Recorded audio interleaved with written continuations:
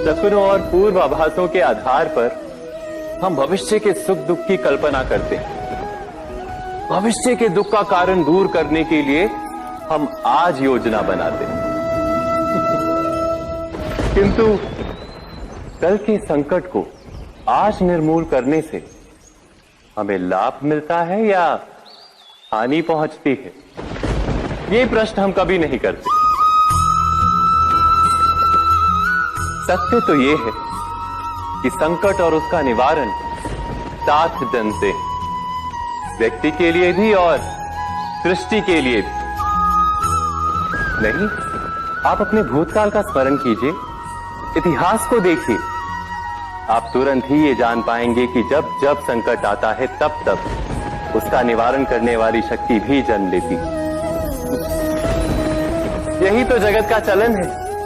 वस्तुतः संकट ही शक्ति के जन्म का कारण है। प्रत्येक व्यक्ति जब संकट से निकलता है तो एक पद आगे बढ़ा होता है, अधिक चमकता है, आत्मविश्वास से अधिक भरा होता है, न केवल अपने लिए अपितु विश्व के लिए भी। क्या ये सत्य नहीं?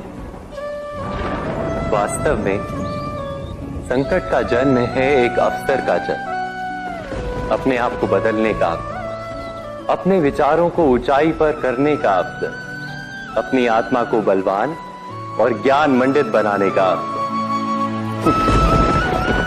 जो ये कर पाता है उसे कोई संकट नहीं होता, किंतु जो ये नहीं कर पाता वो तो स्वयं एक संकट है विश्व के लिए। विचार कीजिए।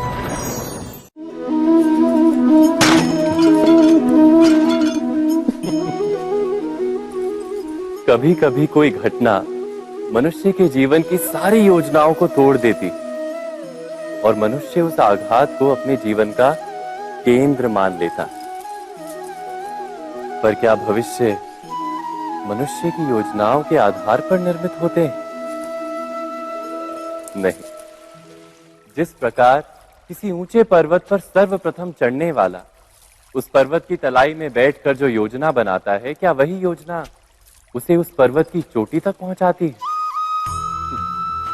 नहीं। वास्तव में वो जैसे जैसे ऊपर चढ़ता है वैसे वैसे उसे नई नई चुनौतियां, नई नई विडंबनाएं, नए नए अवरोध मिलते हैं। प्रत्येक पद पर वो अपने अगले पद का निर्णय करता है। प्रत्येक पद पर उसे अपनी योजनाओं को बदलना पड़ता है। कहीं पुरानी योजना उसे खाई में ना ढकेल दे।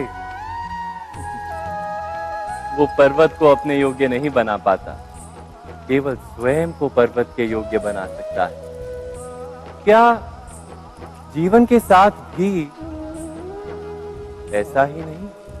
जब मनुष्य जीवन में किसी एक चुनौती को, एक अवरोध को अपने जीवन का केंद्र मान लेता है, अपने जीवन की गति को ही रोक देता है, तो वो अपने जीवन में सफल नहीं बन पाता और ना ही सुख और शांति प्राप्त कर पाता।